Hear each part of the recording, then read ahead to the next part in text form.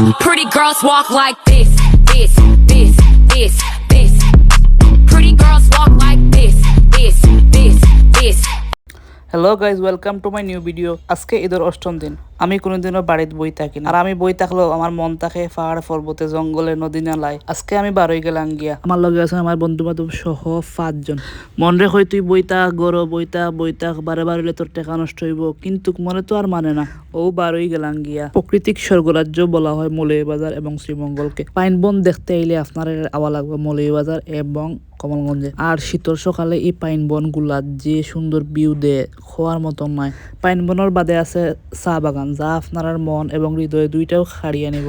চা বাগানের সৌন্দর্য এবং রূপ দেখলে যে কোনো মানুষই পাগল হয়ে যাইব। তাই প্রতি বছর দূর দূরান্ত থেকে মানুষ আইন এগুলা দেখার লাগি এবং এনজয় করার লাগি। আসলে এই আওয়া বাদে আমার ক্রাশ মৌমিতার কথা মনে হয়ে গেছে, তাই একটা সুন্দর করে পুজ দিলাম। আর রেখে মনে হয়েছে সবাই জানাইবা। আপনারা যদি লাইক কমেন্ট করেন তাহলে সুন্দর সুন্দর ভিডিও আরো পাইবা।